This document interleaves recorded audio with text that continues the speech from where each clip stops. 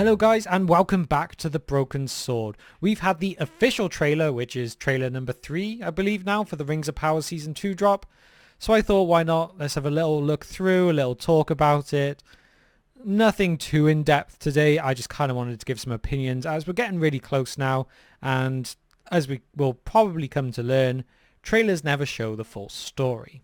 But let's kind of have a look how this is going and dive right into it.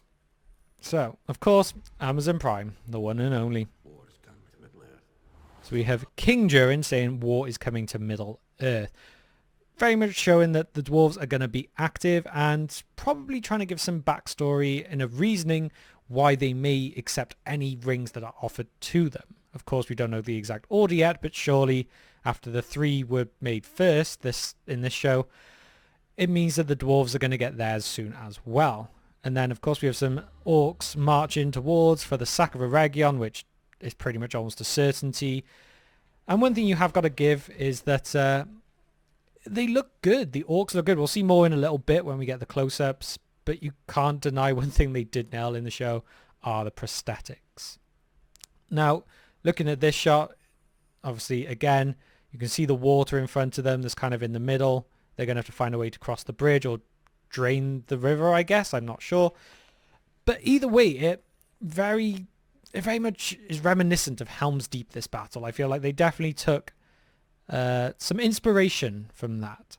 I just hope it is, and if you understand with this, I hope it is lit like the Helm's Deep battle was, and they don't go for the, if I can remember the name off the top of my head, which I can't, the night battle in Game of Thrones, where basically everything was too dark and nobody had a clue what was going on. But we're getting lots of fire, so that's probably a good sign. Now, again, a few more action shots. Elrond looking worse for wear in his battle. And then we get our shot of our hero elves, where we are almost certain that point is where the Barrow Wights come. I've talked in the past about my feelings of the Barrow Wights being involved.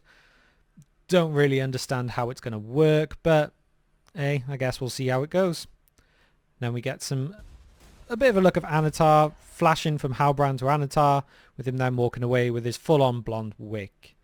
I'm going to be very curious to see how they actually kind of work this whole Halbrand thing. I have mentioned it before in previous videos, but obviously he looks so much like Halbrand. So is this going to be the case of the audience see it like that, so it's the same actor, but I guess in-world the characters don't? Or is it just Celebrimbor who sees him this way and the others don't? They kind of see him as someone else. We may get a bit more of an idea as the trailer goes on. Or to be honest, we're probably not really going to know until the show comes out itself. But continuing on, we see an easy dodge of an elven stab with a bit of murder. So we then get... Ooh, let's skip back a little bit on that one actually. So we then get a rider in what is surely the east. Can't know too much about what's going on there. And then we come back to Gil-galad talking about how they can't defeat Sauron with armies. He is a deceiver. He gains his abilities to sculpt.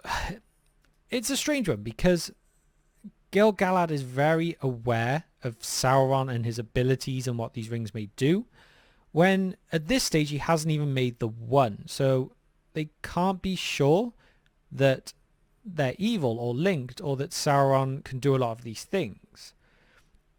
We must kind of remember that at this time nobody knew who Annatar was. In the lore, the show is obviously going to end up being different, but in the lore, you had Galadriel, you had Elrond, you had Gil-galad. They didn't know who Annatar was, but they were suspicious of him and never trusted him. So he was never welcome in Lindon. But he was an Eregion by Celebrimbor. That's kind of happening as should, and Galadriel never trusted him, even though she was there as well. But the Smiths were too keen to learn. However, they've kind of already gone through this whole ring idea, and then he comes back with the Annatar form. And they just seem to know so much already, which isn't the case. And I don't know how Gil-galad knows all this. I don't know if they're going to explain it, or they're just going to kind of be like, well, he's an elf, he's old, he's wise, he knows the same kind of stuff as well. Again, one of these things we'll just have to wait and see, and if it all comes together well, it could be okay. But, we'll see. This, I mean, first thing I bet everyone thinks when they see this is Stranger Things, but these are probably visions where Celebrimbor's perhaps being manipulated, or he's coming to break free of his manipulation, and then maybe Sauron or Anatar starts messing with his mind even more. But this is now where we get some more orcs, and yeah, like I said, they look fantastic. The prosthetic orcs, no CGI, it just looks fantastic, and I can't deny that. This feels more Lord of the Rings to me. This feels far more Tolkien than season 1 did. If you think back to season 1, the trailer, was it Super Bowl trailer? I can't quite remember. But the music it had, if anyone can remember that, it was very modern and very un-Tolkien, which was the big thing. And I feel like they very much pulled it back and starting to head in the right direction with the way this one has been cut. So we get a little glimpse of Numenor, which should be added. We see very little of Numenor, but I'll come back to that in a bit. We see the look of the rings being offered. Again, the 3 rings being made first. A decision I don't particularly like, but, you know, we'll see how they work that out in the end. A bit more of Khazad-dûm, Durin pondering, Anatar summoning. I mean, they make that look like in the trailer that he's summoning the wights, maybe as a way to attack them from afar. Probably not linked at all, if I'm perfectly honest, just the way a trailer's cut. But showing that Anatar is definitely up to something. And again, like I mentioned with the orcs as well, these wights do still look fantastic.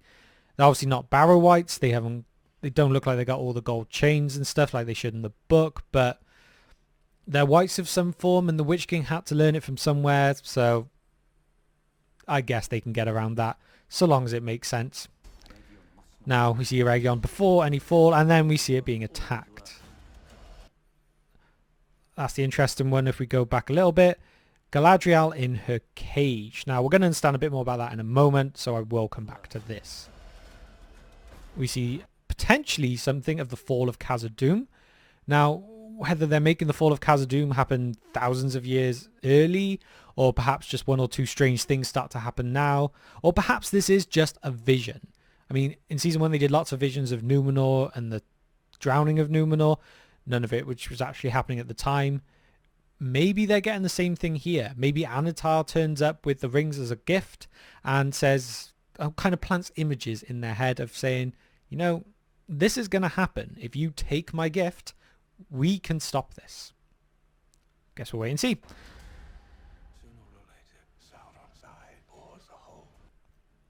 Adar talking to what I believe will be Galadriel at this point, as we see some more orcs as well. Celebrimbor looking... I can't think of what quite the word is for that look, but concerned. Almost as though what he's seeing isn't real. Maybe this is where he's starting to realise in the season that what Anatar's saying, what Anatar's showing, may not be true, may not be real, may be planted. Something doesn't feel quite right with it.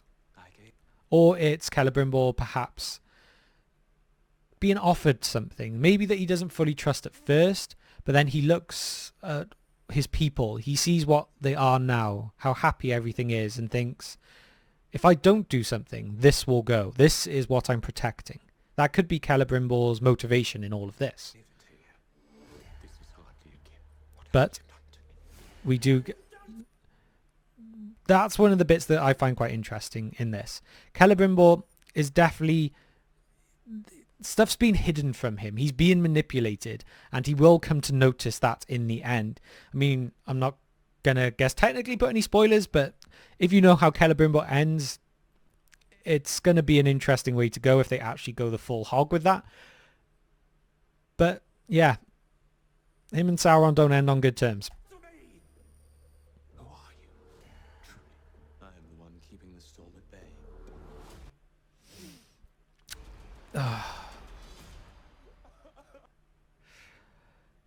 Yeah, this has got to be a point when Anatar finally reveals what has happened. Or maybe they're struggling at this point even. I'm not sure. Maybe they're trying to create more rings, couldn't quite do it. the whole thing with the ring, the show is called The Rings of Power, and so much of that has to focus around the Rings of Power. So the creation is such a big part, and because they've messed with the order, and obviously the One Ring isn't going to be made at any point yet, we think. I mean, for all we know, they could reveal the One Ring was made first. I'm not, but I doubt they will even do that. Something isn't right with all this, and I just can't quite put my finger on it at this time. Okay.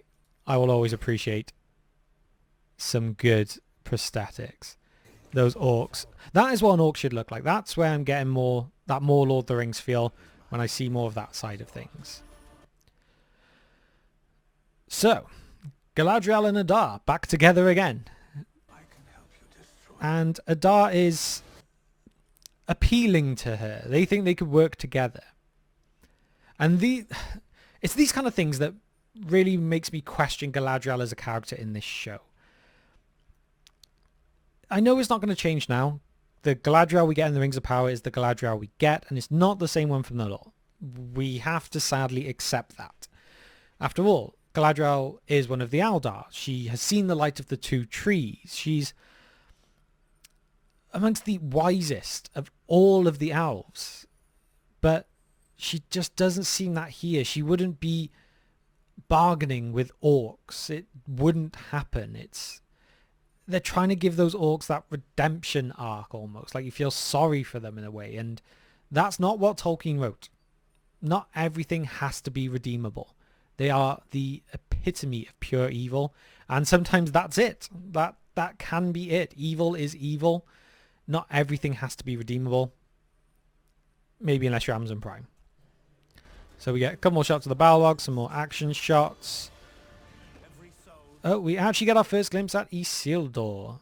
I mean, I guess spoilers for those of you who thought he might have actually died at the end of season 1. But we can see him here with a spider. They've pretty much said that we're going to see Shelob, I believe. I doubt that is Shelob. Doesn't look big enough yet. But we're going to get them. I believe Isildur and Arondir are going to meet up and end up together. Yeah, they're not really focusing too much on this side of it in the trailers, so there's not an awful lot we can say at this point. And now we have a wizard. I've heard some people say that this is Saruman. Personally, I don't see it being Saruman. I mean, if they end up having two wizards in this show as Gandalf and Saruman, who already had stories which don't really link in with this timeline or shouldn't link in with this timeline, yet they had two blue wizards who we don't really know anything about and wouldn't have made a hell of a lot more sense if they wanted to do something with wizards. I don't know.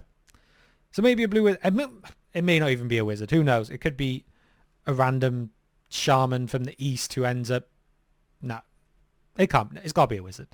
Surely. Got to be a wizard. I would say blue wizard. Maybe Saruman. I don't know. Anyway. Okay. Oh, we get a little glimpse again of Ar-Pharazôn with the eagle that we have seen in previous trailers. Again, not too much focus on Numenor. I'll kind of come back to this whole idea again in a minute. A few shots that we've seen. Oh, we got a Bombadil shot there. Now, is this the power of Bombadil's song doing this? Will we actually get to see him sing? Will he be old Tom Bombadillo? It all looks very serious to me. And it's going to take me a while to ever be okay with this version of Tom Bombadil if that is the way it ends up in the show. I need merry old Tom, not serious meh Tom. Yeah. Okay, more action shots. That's a bit more. August 29th. So we're not too far away now, to be fair. Yeah, a few kind of character shots, nothing particular. Okay, we have Prince Durin talking about at this moment. This is probably a point where he's rallying his people to say, we need to go help out the elves of Eregion. They're under siege, but we are close. We are their friends. We can help prevent this evil. And I think that'll be the rallying cry that will cause them to come as reinforcements later in the season. basically the prince bringing everyone on side. The king's going to be at odds after receiving his ring, and I believe Prince Joran is going to bring him back to the light. That's my guess. More orc shots, a couple more Numenor shots. Someone being drowned there. Who was that? I'm not quite sure. A very, very quick glimpse of Harfoots. I think that's the only glimpse we get. And then we get some charges, an Ent, more siege battling. Oh, we got Damrod the Troll. I feel sorry for actual Damrod from Gondor, in that, yeah, this is what became of his name. We get Arondir with... Is that actually attacking Damrod himself, or is that just a different troll? That's got it. That looks like Damrod. Which kind of hints that Arondir then ends up at Eregion. I believe Arondir and Isildur will end up together, so does that mean Isildur will end up at Eregion? It's a trailer. We don't really know how much these all truly link together in time, in terms of timeline. Now, of course, they had to put more scenes of Sauron and Galadriel together. Galadriel. This is not Galadriel. It's just not. I wish it was. I wish they'd got it right. But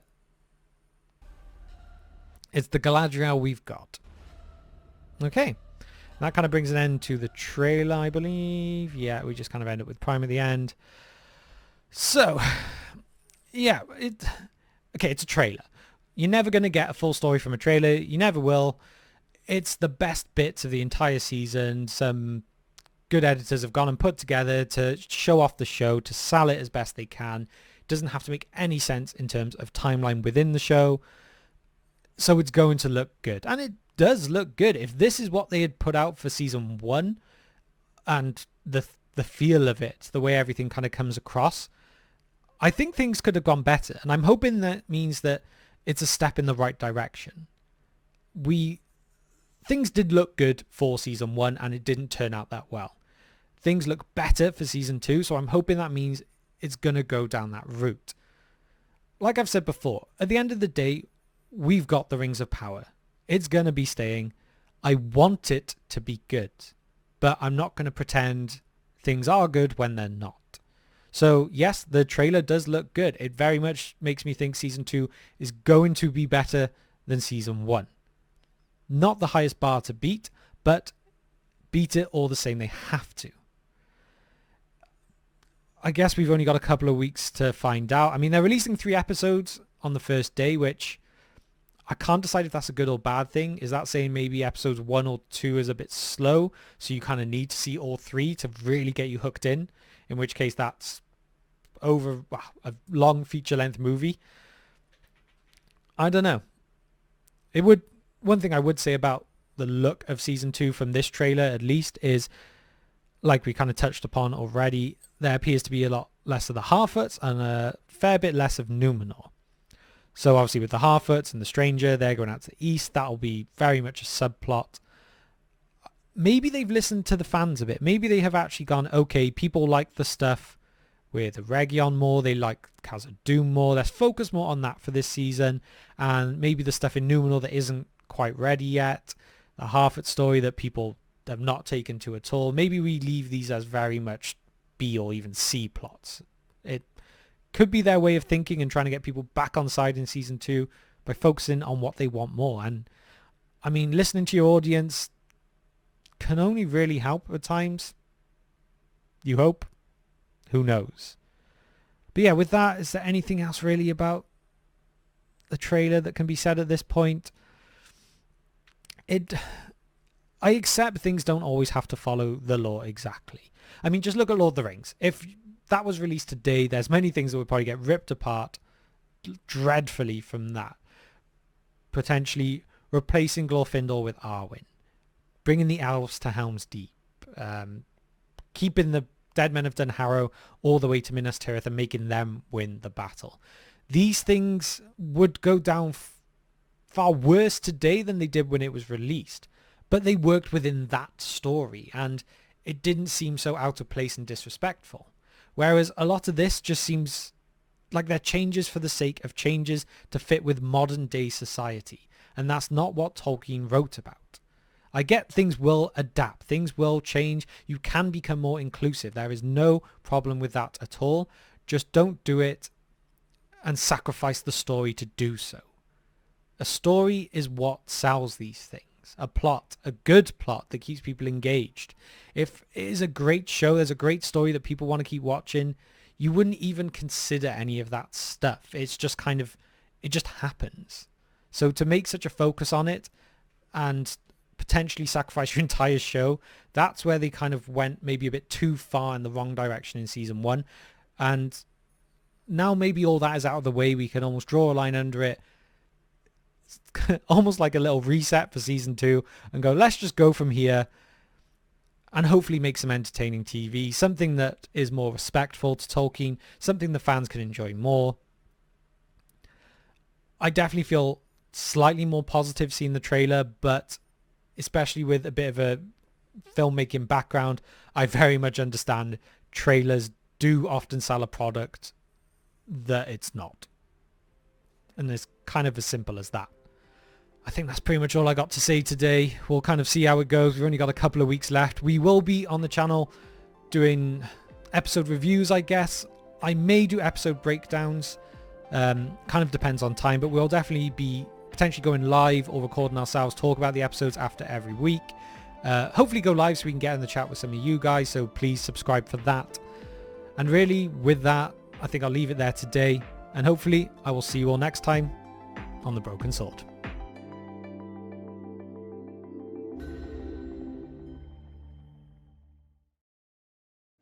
Certainty of death, small chance of success. What are we waiting for?